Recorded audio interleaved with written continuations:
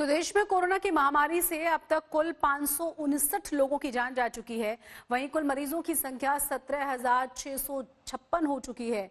संक्रमण की आशंका को देखते हुए सभी केंद्रीय मंत्रालयों, विभागों और दफ्तरों की कैंटीन को तत्काल प्रभाव से बंद कर दिया गया है। वहीं दिल्ली की बात करें तो आज से करीब 24 घंटे के लिए आजादपुर मंडी को खोलना पड़ा है। दूसरी तरफ दिल्ली के रूपनगर की राशन की दुकान का हेल्पर भी संक्रमित पाया गया है।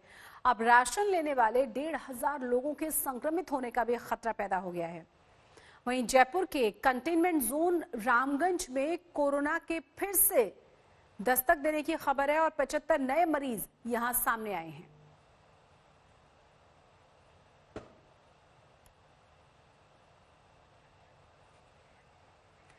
तो दिल्ली में कोरोना का संक्रमण लोगों को अनिवार्य सुविधाएं देने वालों को अपनी चपेट में ले रहा है। जो ताजा मामला है रूपनगर की राशन की दुकान में काम करने वाले हेल्पर का है। उसके संक्रमित होने के बाद 1,500 से ज्यादा लोगों की जान मुश्किल में पड़ गई है।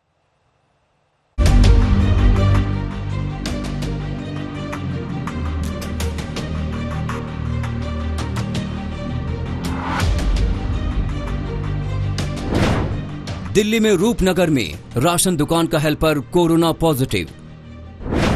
दुकान से जुड़े 1,673 राशन कार्ड धारकों पर खतरा। न ट्रैवल हिस्ट्री न हॉटस्पॉट में गया। दिल्ली में कोरोना संक्रमण ने पकड़ी रफ्तार। उत्तरी दिल्ली के रूपनगर के इस मामले के बाद राजधानी में कंटेनमेंट जोन की संख्या बढ़कर 84 हो गई है। दिल्ली में सोमवार को 78 नए कोरोना पॉजिटिव मामले सामने आए। इसके साथ ही दिल्ली में कोरोना के मरीजों की कुल संख्या 2,081 पर पहुंच गई है। सोमवार को 2 लोगों की मौत हुई तो 141 लोग ठीक भी हुए। इस बीच दिल्ली के चांदनी महल पुलिस स्टेशन के 5 और पुलिसकर्मी कोरोना पॉजिटिव पाए गए हैं। इससे पहले 3 वर्दीधारी संक्रमित पाए गए थे। कुल 80 पुलिसकर्मियों की जांच की गई थी। इसी इलाके की 13 मस्जिदों से निकाले गए 52 लोग कोरोना पॉजिटिव पाए गए थे।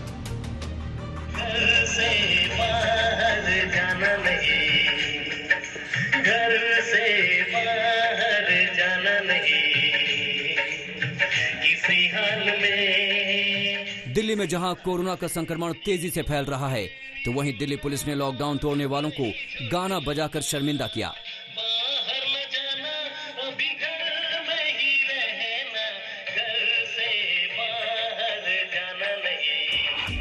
मधु विहार पुलिस स्टेशन में खड़े इन लोगों को पुलिस ने मधु विहार इलाके की अलग अलग गलियों में बेवजह आवारा घूमते पकड़ा। सबके अपने अपने बहाने थे, लेकिन पुलिस ने किसी को नहीं छोड़ा।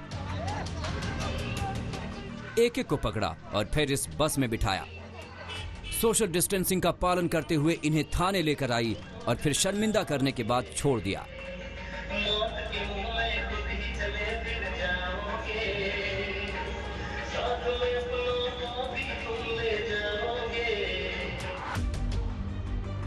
उधर गुरुद्वारा बंगला साहिब में रंग बिरंगी रोशनी की गई। इसके पीछे अस्पतालों में मरीजों का इलाज कर रहे कोरोना वॉरियर्स का और अनिवार्य सेवाएं देने वालों का हौसला बढ़ाना था। दीपक डालमिया के साथ आज तक ब्यूरो। नोएडा में कोरोना के संक्रमण को रोकने के लिए पुलिस ने सख्ती बढ़ा दी है। वहीं गाजियाबाद के डीएम ने दिल्ली और गाजियाबाद के बीच आने जाने वालों पर पाबंदी लगा दी है।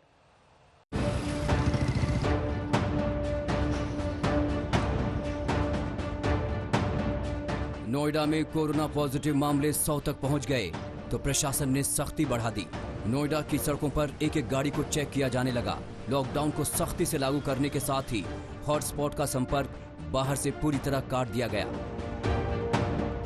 सिर्फ वही गाड़ियां अलाउड हैं यहाँ आनी जिनके पास वैलिड पास हैं। जो लोग बिना पास के बिना मतलब के बाहर निकले हैं उनके ऊपर पुलिस कार्रवाई भी कर रही है। तमाम पुलिस के आला अधिकारी भी यहाँ आप देख सकते हैं जो ट्रैफिक मैनेज कर रहे हैं और हर एक गाड़ी को चेक किया जा रहा है। बिना चेकिंग के कोई भी गाड़ी यहाँ से बाहर नहीं जा रही है। चूंकि ये गाजियाबाद का बॉर्डरिंग इलाका है, इस वजह से भी यहाँ पर काफ़ी सख्ती की गई है। गाजियाबाद में भी लॉकडाउन से कोई राहत नहीं दी गई है। ये इस वजह से है क्योंकि संतोषजनक रिपोर्ट नहीं है नोएडा गाजियाबाद की। कोरोना वायरस के मरीजों की संख्या में इजाफा हुआ है। इसकी वजह से पुलिस अभी भी सख्ती से लॉकडाउन का पालन करवा रही है। उत्तर प्रदेश में कोरोना के मरीजों की संख्या 1,184 हो गई है। पिछले 24 घंटे में यूपी में 84 नए मरीज आए हैं। नोएडा में कोरोना पीड़ितों की तादाद 100 तक पहुंच गई है। इसके साथ ही आगरा में सबसे ज्यादा 241, लखनऊ में 167 मरीज हैं। उधर गाजियाबाद में कोरोना पॉजिटिव मामलों के बढ़ते ही जिलाधिकारी अजय शंकर पांडे ने दिल्ली गाजियाबाद के बीच आने जाने पर प्रतिबंध लगा दिया। सोमवार को गाजियाबाद में कोरोना के 4 नए मामले सामने आए। इसके साथ ही कोरोना मरीजों की संख्या यहां 46 पर पहुंच गई। इनमें से 10 लोग ठीक हो चुके हैं। नोएडा में अभिषेक आनंद के साथ आज तक ब्यूरो। महाराष्ट्र में कोरोना संक्रमितों की तादाद तेजी से 5000 की तरफ बढ़ी है। मुंबई में मरीजों की संख्या पहले ही 3000 को पार कर चुकी है। इसी बीच मालेगांव से आई तस्वीर बड़ा संदेश दे रही है। देखिए कैसे पुलिस ने जनाजा लेकर निकल रही भीड़ को सोशल डिस्टेंसिंग का पाठ पढ़ाया। ये महाराष्ट्र के मालेगांव की तस्वीर है, जहां लॉकडाउन के बीच मुस्लिम समुदाय के लोग बड़ी तादाद में जनाजा लेकर सड़कों पर निकल गए। सोशल डिस्टेंसिंग की धज्जियां उड़ता देख पुलिस ने उन्हें रोका और कहा कि महामारी में सुरक्षित रहना है तो केवल 20 लोग जनाजे के साथ जाएं।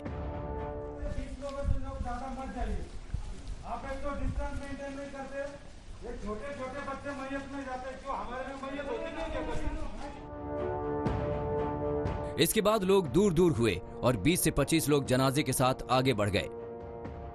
दरअसल महाराष्ट्र में इस वक्त कोरोना वायरस से पीड़ित मरीजों की तादाद देश में सबसे ज्यादा है। पिछले 24 घंटे में महाराष्ट्र में 466 नए केस सामने आए हैं। राज्य में जहां कुल पॉजिटिव केस 4666 हो चुके हैं, वहीं मुंबई में यह आंकड़ा 3032 पर जा पहुंचा है। मुंबई में 308 नए केस सामने आए हैं।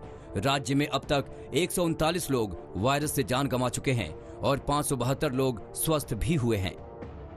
महाराष्ट्र के स्वास्थ्य मंत्री ने ऐलान किया है कि सरकार जल्द ही 75,000 रैपिड टेस्ट करेगी, जिसकी इजाजत केंद्र ने कुछ शर्तों के साथ दे दी है। वहीं धारावी जैसे कुछ इलाकों में मलेरिया की दवा हाइड्रोक्सीक्लोरोक्विन का इस्तेमाल भी किया जा सकता है। इन सब के बीच मुंबई से परेशान करने वाली खबर आई है। यहाँ 53 पत्रकार कोरोना पॉजिटिव पाए गए हैं। इन सभी को आइसोलेशन में भेज दिया गया है। साथ ही अब इस बात की हिदायत दी जा रही है कि पत्रकार हॉटस्पॉट कोरोना मरीजों वाले अस्पताल और कंटेनमेंट जोन से दूरी बनाकर रखें। सौरभ वक्तानिया के साथ साहिल जोशी, मुंबई आज तक। राजस्थान का सबसे बड़ा कंटेनमेंट जोन बना रामगंज इलाका एक बार फिर से सिरदर्द साबित हो रहा है। जयपुर के इस इलाके में 24 घंटे में 75 नए मरीज सामने आ गए हैं। उधर इंदौर में हालात पर काबू पाने के लिए केंद्र से टीम भेजी गई है।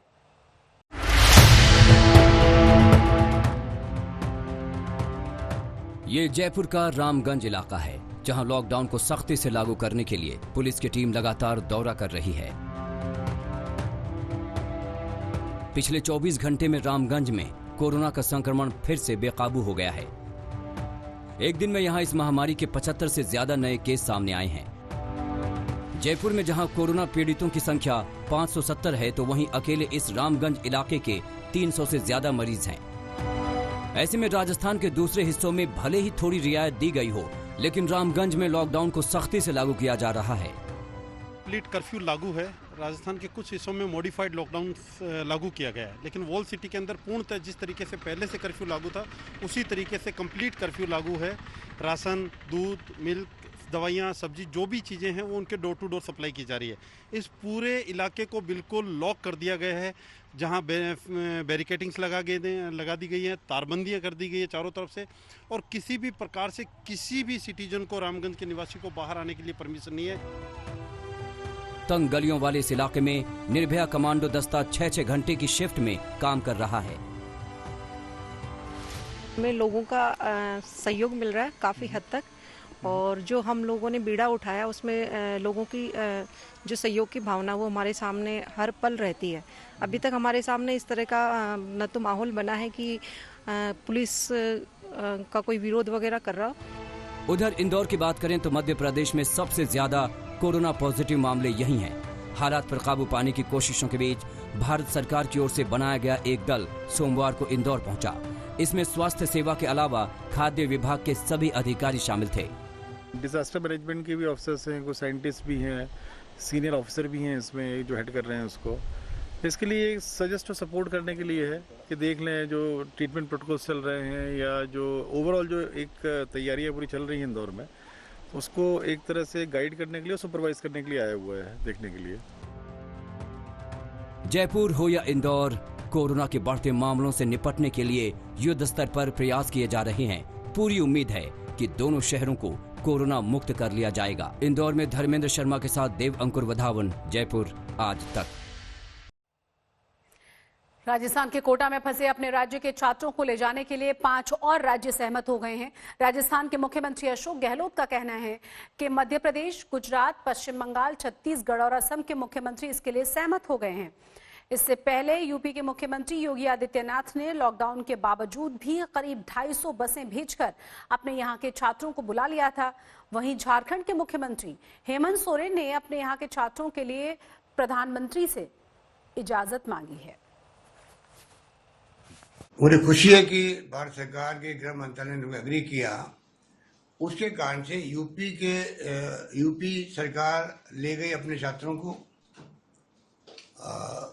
उत्तराखंड वाले ले गए, अब मध्य प्रदेश एग्री हो गए हैं और छत्तीसगढ़ भी एग्री हैं। वेस्ट बंगाल के मुख्यमंत्री से आज मेरी बात हुई है सुबह, ममता बनर्जी से, उनको हमने कन्वे कर दिया है। आसाम के मुख्यमंत्री से बात हुई थी परसों, फिर कल उनके मंत्री जी का फोन आ गया, वो अपनी टीम भेज रहे हैं, आज पहुंच जाएगी वो लेने के लिए, वो सारे बच्चों को ले जाएंगी। इस प्रकार से बंगाल, आसाम, गुजरात भी एग्री हो गया है। तो आसाम, बंगाल, छत्तीसगढ़, मध्य प्रदेश और गुजरात तमाम करीब एग्री हो गए हैं। कोरोना से जंग जारी है, लॉकडाउन तोड़ने वालों की कोई कमी नहीं है, लेकिन इसमें शहर शहर वही नजारा है। वहीं लॉकडाउन का उल्लंघन तो कहीं पुलिस पर हमला। लॉकडाउन का उल्लंघन वायरस से निपटने में हमारी ताकत को कमजोर करता है, लेकिन सब कुछ समझते हुए भी सैकड़ों ऐसे लोग हैं जो लॉकडाउन तोड़ने से बाज नहीं आते।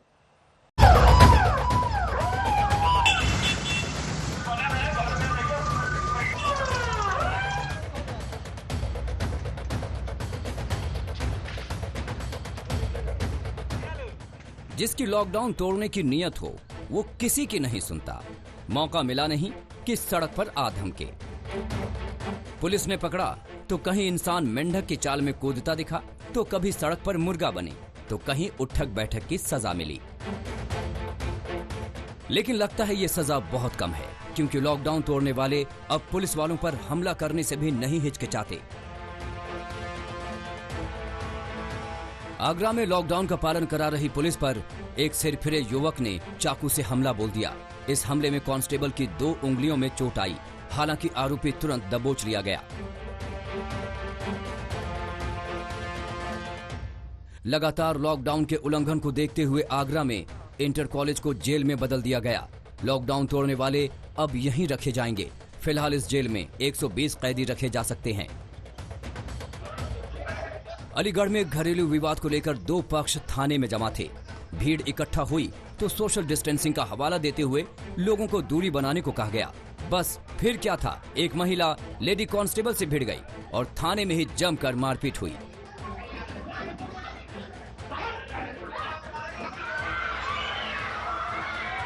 फिरोजपुर में पुलिस टीम गश्त के दौरान एक खुली हुई दुकान को बंद कराने पहुंची, तो कारोबारी दुकान बंद करने की जगह पुलिस से उलझ गया। बहस तो बहस, बात हाथापाई तक पहुंच गई।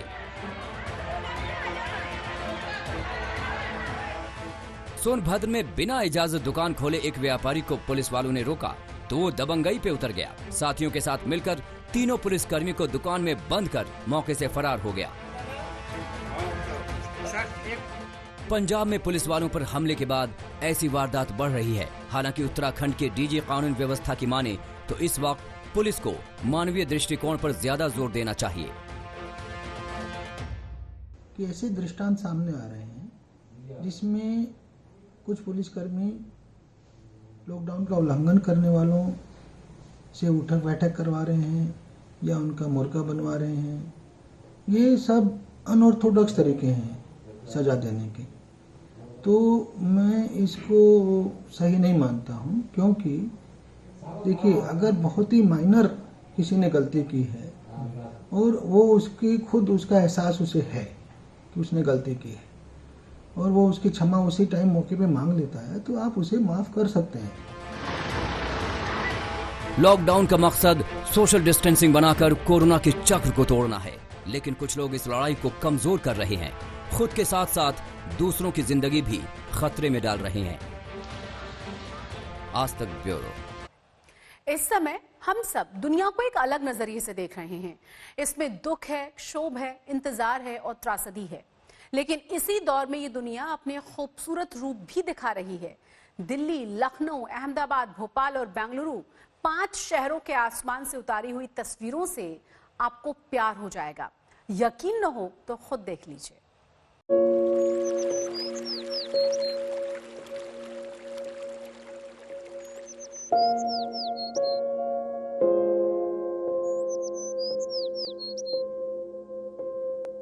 ये आप ही की दुनिया है, हमारी दुनिया, जहां हम और आप रहते हैं।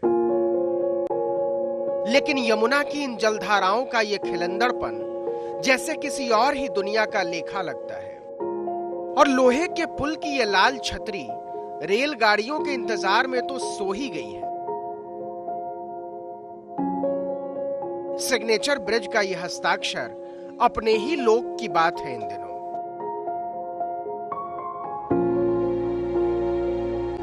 ओखला पक्षी विहार में सुनते हैं परिंदों ने इश्क के हजारों घोंसले बना लिए हैं।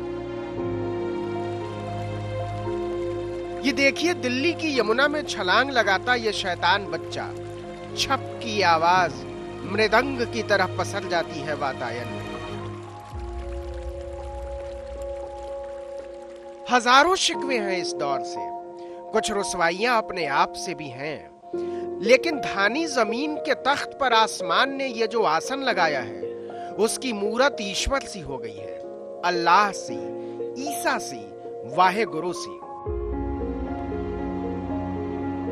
चंडीगढ़ के सुकना झील में सजी ये सतरंगी नावें जैसे किसी चित्रकार ने पानी में इंद्रधनुष से तुरपाई कर दी है। वैसे ही भोपाल की भोजताल में आराम करती ये रंगीन तरणियां किसी तरुणी के इंतजार में लहरों की झनकार सुनती। लखनऊ की गोमती में ये तैरते हुए बगुले पूछते हैं ये वतन कौन सा है।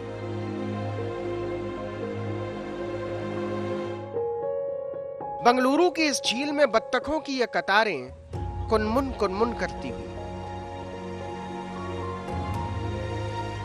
ये गुजरात की साबरमती ऐसे मगन बहती है जैसे मिलन की तड़प में लड़खड़ाते गोरी के पांव।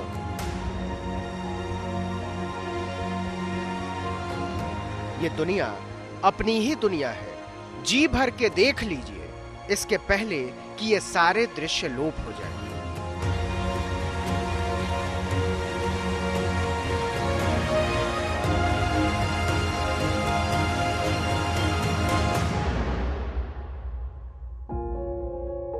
माना कि हजारों रंज हैं उदास होने के खातिर, लेकिन मुस्कुराने की ये पगडंडियां कुछ कम हंसी तो नहीं।